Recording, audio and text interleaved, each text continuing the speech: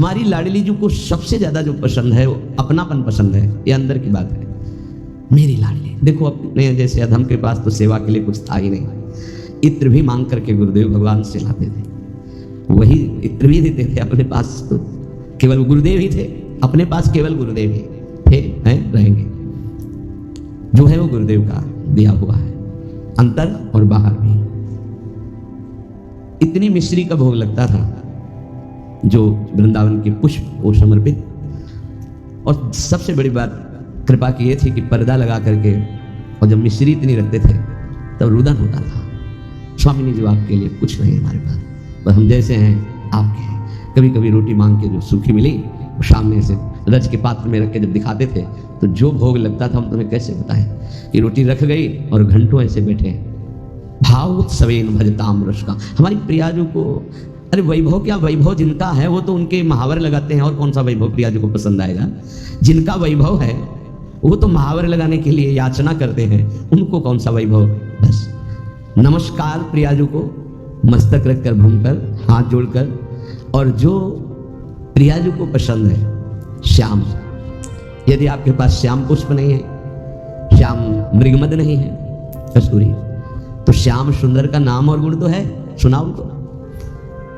गोविंद कथा, गोविंद नाम कीर्तन प्यारी को बहुत प्रिय है।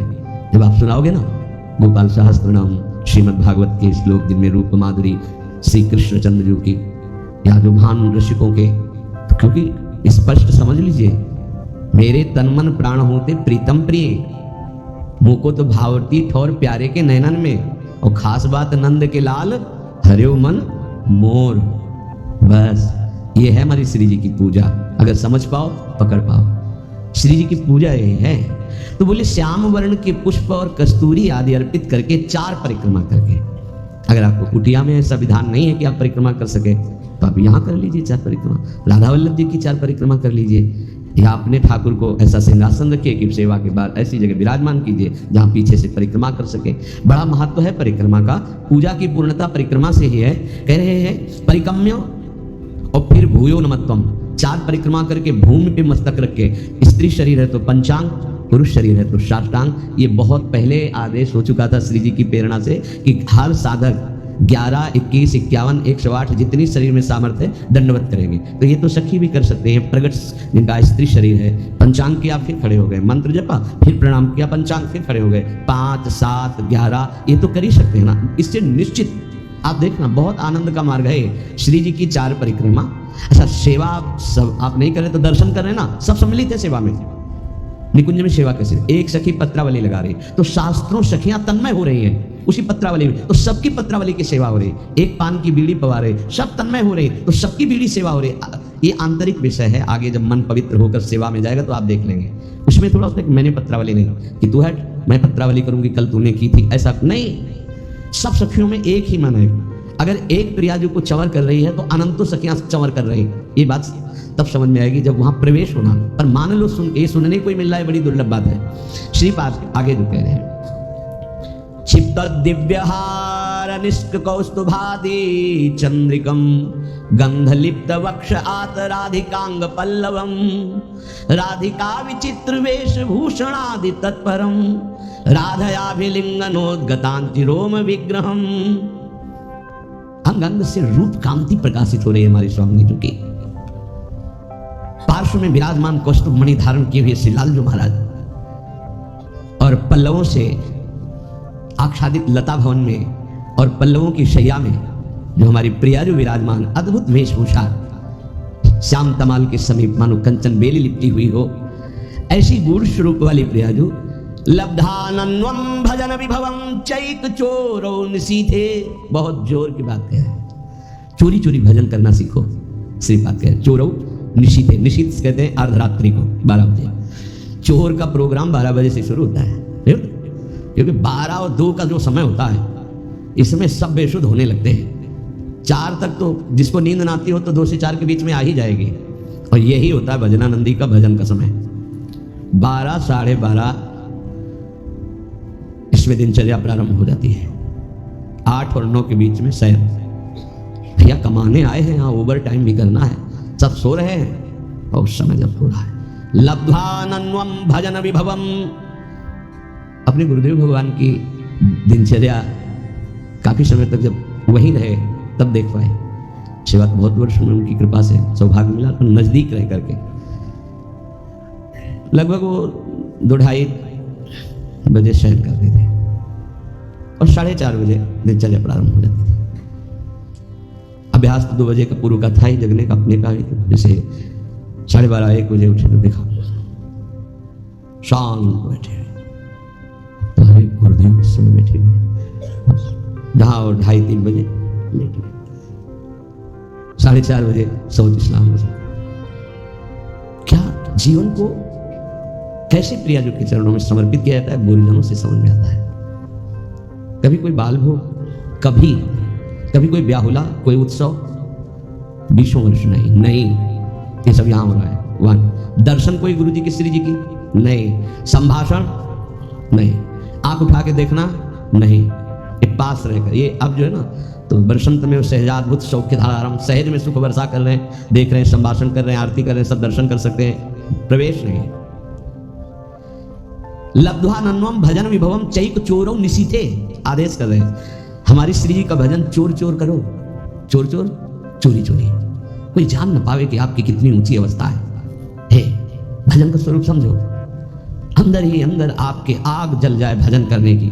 जितना नींद को कम कर पाओ धीरे धीरे, ऐसा वो कम करना नहीं माना जाएगा कि सत्संग में सो गए, माला चलाते समय सो गए, फिर ये ठीक नहीं, ये विक्षेप नहीं होना चाहिए। जिस समय से जगे तो बस जगे, फिर झपक नहीं आनी चाहिए, तब माना जाएगा कि आपका अभ्यास ठीक है। अब उधर तो आपने तोड़ दिया नींद अपनी, और इधर पूरी कर रहे हो, तो फायदा क्या हुआ तोड़ने का। सत्संग में नींद पूरी कर रहे हो, कीर्तन में नींद पूरी कर रहे हो, और आप तो ये उपासना में ऐसा ठीक नहीं है। उतना आप सोइए जिससे जगने के बाद फिर आपके झटके न लगने पावे, नहीं? ठीक राइट टाइम पे बिना किसी अलार्म के पूरे जीवन में उठने का स्वभाव बनाओ, तो वैसे ही उठ जाओगे। वो घड़ी दिमाग में चलती है अपने आप, 5 मिनट नहीं कहते आगे पीछे नहीं। तो यदि आप इसी जन्म में उस महाप्रेम रस स्वामी को प्राप्त करना चाहते तो आधी रात को उठो निशीथे और चैक चोरौ, चोर की तरह चुपचाप चुरा के भजन करो, जान न पावे कोई कि भजन का ऐसा तुम्हारा चल रहा है। तब आनंद आपके अंदर प्रकट होगा। विभवम भजन विभवम, भजन का वैभव प्रकट होगा। देखो ना कर, ऐसा तुम मान लो कि अब हमको परमार्थ में ही जीना है। दुख आवे सुख आवे, लाभ दिखाई दे हानि दिखाई दे, जैसे एक पतिव्रता अपने पति का वर्ण कर लेती है तो स्वभाव का कैसा भी हो कि वो निर्वाह करती है, बस ऐसा कुछ मानना होगा। हमें कोई आनंद नहीं मिल रहा, हमारे कोई भी कार्य नष्ट नहीं हो रहे, हमें कोई लाभ नहीं दिखाई दे रहा, पर हम छोड़ नहीं सकते आपको। हम नरक जाएंगे ऐसे लक्षण है हमारे, पर हम आपको नहीं छोड़ पाएंगे। जीत गए। हमारी बात समझ लेना, अगर समझ पाओ तो। अगर ये बात हृदय में बैठ गई ना कि महारानी जी के सिवा हमारा निस्तार, हमारा कल्याण, हमारा परम हित अब और कहीं नहीं होना, क्योंकि हम किसी काबिल नहीं, अब हम महारानी जी को नहीं छोड़ सकते। बस इतनी बात हमें चाहिए। हम आपसे जितेंद्रिय हैं, मनोनिग्रही हैं, बने रहिए। हमारे यहाँ केवल अपनेपन की मांग है आपकी, और सब कुछ आप हो सकते हैं लेकिन अपनापन नहीं दे सकते। मात तात शुद्ध दार देह में मति अरुज है मति मंदा, और हित किशोर को होए चकोर तू लखी वृंदावन, सीधे लखी वृंदावन चंदा। एकमात्र प्रियाजू का आश्रय, आदेश विधान सब कुछ स्वीकार। गृह त्याग करा रहे हैं आचार्य चरण, पुत्र पत्नी वैभव सम्मान त्रिभुवन पूजित। आदेश होता है कि राधा वल्लभ जी को, इन 2 सखियों को प्रश्नवाचक चिन्ह नहीं आया कि प्रभु अभी तो त्याग के ही आ रहे हैं, क्या कहेंगे देवन वाले कि हित हरिवंश महाप्रभु यहां तो गृह त्याग किया। अच्छा, कहीं स्फुरण भी नहीं हुआ। क्यों? जोई जोई प्यारो करे सोई मुझे भावे। आज उसी वंश से, उन्हीं आराध्य देव से लाखों का निकुंज में प्रवेश हुआ, हो रहा है, आगे होता रहेगा। नित्यानंद महाप्रभु बाल्यावस्था से लंगोटी वाले परम बैरागी दिगंबर अवधूत, कैसी कैसी स्थितियां महाप्रभु चैतन्य देव ने आदेश किया, आपको विवाह करना है और ऐसी संतान प्रकट होनी है जिससे लोक मंगल होगा। दोबारा प्रश्न नहीं किया कि आप गृहस्थ से विरक्त में पदार्पण किया, और यहाँ बाल्यावस्था से विरक्त अब गृहस्थ की आज्ञा सरकार, ये कैसी आज्ञा, कभी प्रश्न नहीं किया। नाम जापक हैं, मार मार के खाल खींच दी गई। उनके हृदय में प्रश्न नहीं हुआ कि ऐसा विधान क्यों बनाया हरि। बहुत विचार करने पर उपासक को बहुत धैर्यवान होकर के इस मार्ग में चलना है। ऐसे चला जाता है ये मार्ग, ऐसे चला। कुछ पकड़ना मत, तो वो आपको पकड़ लेंगे, गिरोगे नहीं। क्यों में प्रश्न उत्तर ये सब नहीं। जिसका हृदय आराध्य देव के चरणों में समर्पित हो जाता है वही इसके रहस्य को जानता है। ये सब साधन एक प्रक्रियाएं हैं। अगर प्रभु से अपनापन नहीं हुआ तो कोई खास बात नहीं। साधन का कोई खास, साधन का सब साधन कर यह फल सुंदर, प्रभु पद पंकज प्रीति निरंतर। अभी कैसे विषयी पुरुषों को समझ में आएगी, बहुत सुलझने की जरूरत है, नहीं ये जीवन व्यर्थ चला जाएगा। दुर्वितर्क्यानुभाव युक्ता देवी निकुंज देवी श्री स्वामिनी जी बड़े बड़े तार्किकों के भी तर्क से पकड़ में आने वाली नहीं है। जैसे वेदांत दर्शन तर्क के द्वारा श्रद्धावान तर्क करे तो उसके द्वारा वो स्थापित होता है। कह रहे यहाँ नहीं, यहाँ सीधे स्वीकृति करो मेरी महारानी श्री राधा रानी, तो आपके हृदय में बल प्रकट होगा। जाके बल में सबसों तोरी लोक रीति और वेद रीति दोनों से, जाके बल में सबसों तोरी लोक वेद और कुल कानी, लोक रीति वेद रीति कुल रीति, इन सब का त्याग करके रस रीति में प्रवेश पाया जाता है। तो किसके बल से? मेरी महारानी श्री राधा रानी। जाके बल में सबसों तोरी लोक वेद कुल कानी, मेरी महारानी श्री राधा रानी। ये तर्क का विषय नहीं, यहाँ स्वीकृति का विषय है। अब उपासना बताएं। पहले तो ये कह रहे हैं कि ये बहुत निगूढ़ भाव है, इसे वेद प्रमाणित भी नहीं कर सकते आप। श्रद्धा और विश्वास करके रसिकों की बात मान लो। यहाँ तर्क वितर्क की कोई गुंजाइश नहीं है। ये भाव देश है, ये तर्क देश नहीं है। अब हमारी स्वामिनी जो केवल हाथ जोड़ने मात्र से प्रसन्न हो जाती है, इतनी करुणा में। इसीलिए लालजू महाराज जब सेवा में प्रवेश होते हैं तो ऐसे प्रवेश होते हैं, करबद्ध। बहुत कृपालु हैं, दयालुता की सरलता की मूर्ति हैं स्वामिनी जी, जो बड़े बड़े सिद्धांतों की रचना करके उपदेश करने वाले और उनके फल को देने वाले प्रभु हैं। ये उनके अधीन है। प्यारी जी की एक भ्रकुटी के इशारे से घोर पापी को भी वो पद प्राप्त करा देंगे जो बड़ी बड़ी साधनाओं से नहीं मिलता है।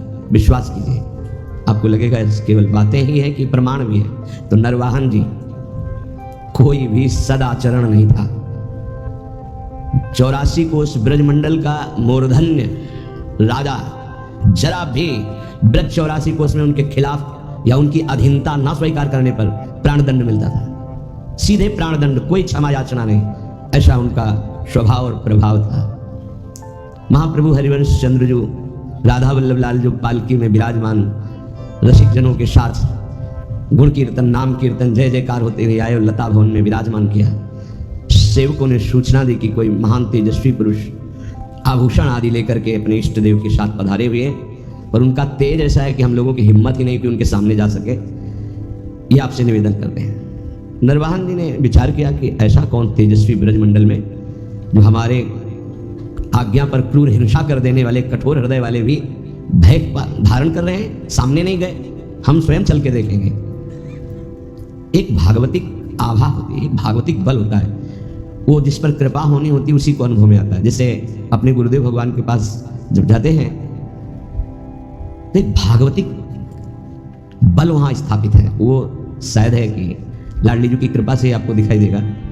रोम रोम उस समय बिल्कुल अलर्ट रहता है, सावधान। एक अद्भुत कि जब गुरुदेव श्री जी को देख रहे हैं तो हम गुरुदेव को देख सकते हैं, लेकिन जब गुरुदेव हमारी तरफ देखेंगे तो हमारी हिम्मत नहीं कि हम देख सकें, नेत्र झुक जाएंगे ऐसे।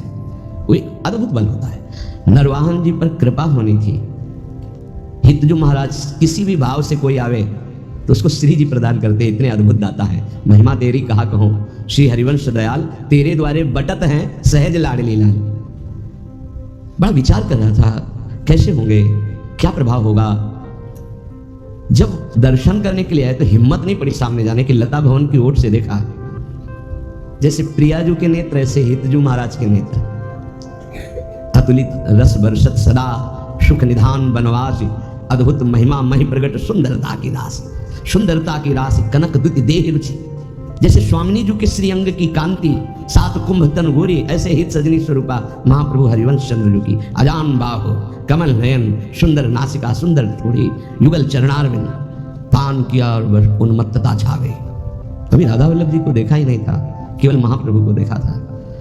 बस हृदय में बैठा लिया। वहाँ रसिक जन कीर्तन कर रहे थे, राधा वल्लभ श्री हरिवंश, श्री वृंदावन श्री वंचन, बैठा लिया राधा वल्लभ श्री हरिवंश, राधा वल्लभ श्री हरिवंश। ये नाम जपते ही कुछ दिनों में ऐसा लगने लगा कि मैं बहुत अधम हूँ, अब नहीं करूँगा, अपने हाथ से किसी की हिंसा नहीं करूँगा, कभी चोरी नहीं करूँगा, कभी किसी से कर नहीं लूँगा, ऐसा। और एक तरह से परम वैरागी होकर रहे हैं, पर कार्यक्रम उनका वही चल रहा है। उनके अनुगामी जनों ने जैनी व्यापारी की बड़ी नौका को रोका और कहा यहाँ से निकलने वाले को कर देना पड़ता है।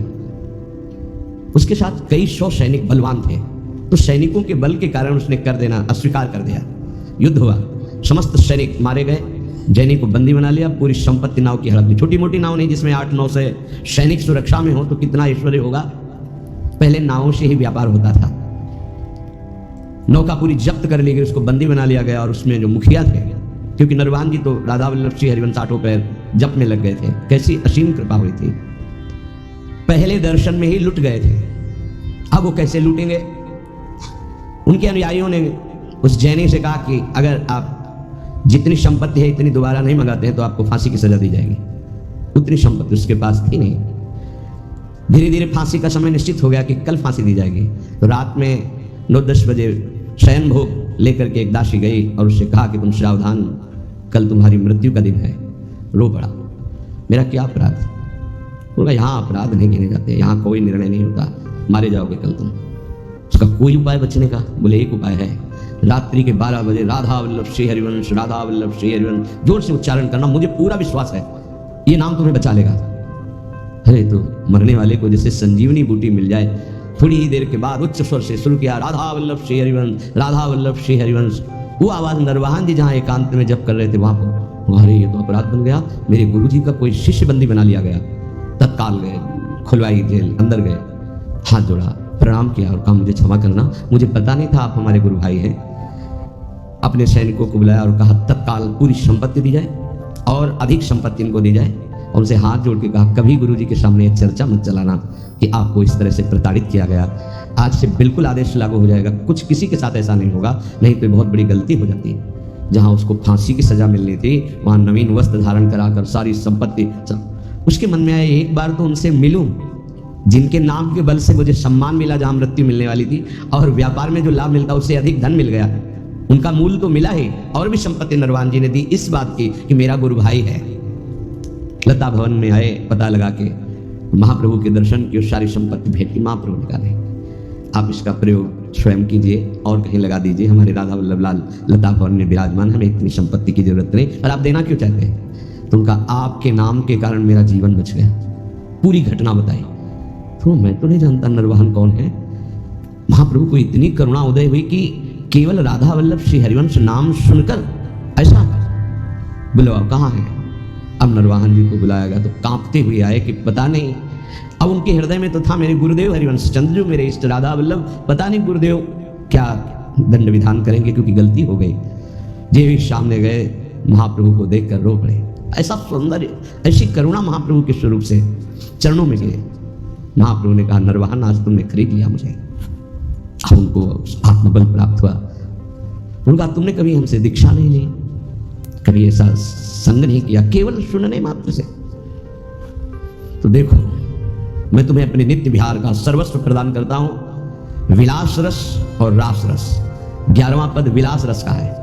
मंजुल कल कुंज देश राधा हरि विशद वेश, राका नव कुमुद बंधु शरद जामिनी, शावल दुति कनक अंग भीरत मिली एक संग। ये विलास का पद है। और 12वां पद चल ही राधे के सुजान, तेरे हित सुख निधान, रास रचु श्याम तट कलिंद नंदिनी। इसके आखिर में नरवाहन प्रभु निहार, लोचन भरी घोषणाय, नक्सिक सौंदर्य काम दुख निकंदिनी। देख हमारे प्रिया प्रीतम कैसे है, जो अनंत जन्मों की साधनाओं से भी नहीं बनता, क्षण में महाप्रभु ने बात। हम ऐसे आचार्य की शरण में हैं जो करुणा समुद्र लाडली का साक्षात स्वरूप है। हमारी श्री जी और हमारी हित सजनी जो एक ही हैं। आप देखो सिद्धांत विचार में ध्रुवदास जी कहते हैं तहाँ श्रीजू के श्री मुख की बानी, श्रीजू के श्रीमुख की बानी। हितजू को संबोधन करते तहाँ श्री जी के श्रीमुख की बानी। ये गूढ़ विषय है। आचार्य कृपा करें, रसिक जन कृपा करें तो घोर पापाचारी को भी नित्य विहार रस प्रदान कर दें। हमारी स्वामिनी जो बड़ी कृपालु है, हाथ जोड़कर नमस्कार करने मात्र से ही प्रसन्न हो जाने वाली प्रिया जो है। क्या करो, बोले निकुंज देवी की सेवा विराजमान करो। निकुंज देवी प्रियाजू की सेवा, प्रियाजू ये नाम सेवा, राधा नाम सेवा, राधा वल्लभ रूप सेवा, ये प्रियाजू ही है। राधा ही जहाँ की वल्लभ है, यह है प्रेम उपासना। यहाँ की वल्लभ कौन है, प्रीतम कौन है? मेरे प्राणनाथ श्री श्यामा, शपथ करो तृण छिए, राहो को काहू मन ही। हमारी प्रियाजू को श्याम वर्ण बहुत पसंद है, प्रीतम के श्रीअंग कांति के कारण। तो श्रीपाद कह रहे हैं यदि श्याम वर्ण का पुष्प और श्याम वर्ण की गंध का आलेप कस्तूरी प्रियाजू को बहुत प्रिय है। श्याम वर्ण श्यामा मयूरवैर परिचर परिकम्य भूयो नमत्वम कृत्वांजल्यानति सुविनयम दिव्य गंध प्रसूनई। सुंदर पुष्प श्याम वर्ण का हो, श्याम कमल या और भी श्यामता लिए हुए बहुत प्रिय है प्रियाजू को। कस्तूरी आदि का लेपन और सुगंधित द्रव्य आदि अर्पित करके, हाथ जोड़ करके, हृदय से अपनापन करके, परिक्रम में 4 परिक्रमा करके, भूयो नमत्वम, भूमि में मस्तक रख करके नमस्कार कर दो तो स्वामिनी जो अपना सर्वस्व प्रेम प्रदान कर देती है। बहुत करुणा में, ऐसा कुछ नहीं लिखा जो सब कोई न कर सके। गृह में अपने स्वामिनी जी की सेवा विराजमान करो। राधा नाम, राधा वल्लभ रूप, गुरुदेव, आचार्य, ये सब स्वामिनी जी ही है। आचार्य भी स्वामिनी जी हैं, गुरुदेव भी स्वामिनी जी हैं। जैसे हितजू महाराज को सेवक जी कह रहे मम स्वामिनी धनी, मेरी स्वामिनी, ऐसे ही आचार्य ही गुरुदेव हैं तो गुरुदेव मम स्वामिनी, गुरुदेव मम स्वामिनी, आचार्य मम स्वामिनी, इष्ट मम स्वामिनी, कोई अंतर नहीं है। सेवा विराजमान